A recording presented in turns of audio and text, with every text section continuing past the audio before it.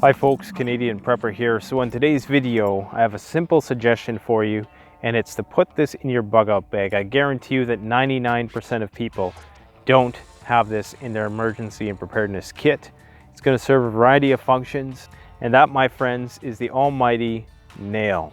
For me, in a lot of ways, the nail symbolizes civilization the most. It's just a pointy, small piece of metal, but it allows you to do so much, especially in a survival situation. The nail is really what took us out of natural shelters that relied on natural fibers for lashing, teepees, huts, things of that nature.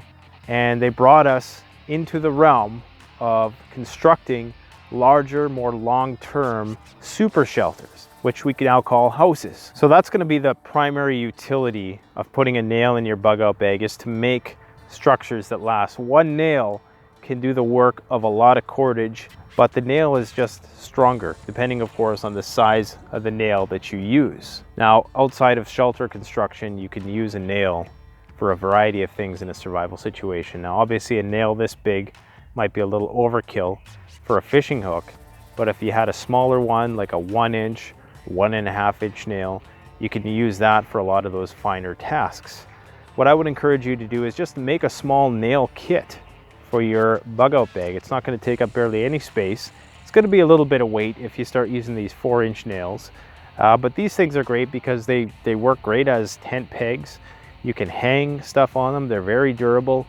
Just hammer it into a tree with a rock or something like that. A thick little piece of metal like this, you can hammer that into a blade. You can use this to make different types of traps. It can assist you in snaring an animal.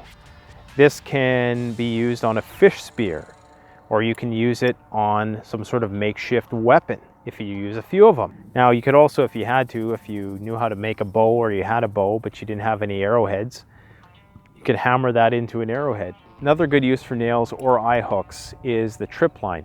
Eye hooks are another great thing I should add to put in your bug out bag. Throw a few of those in there. Great for just stringing line through. You can use them to make more elaborate fishing rods. If you had to make a wilderness fishing rod, you can use eye hooks to do that.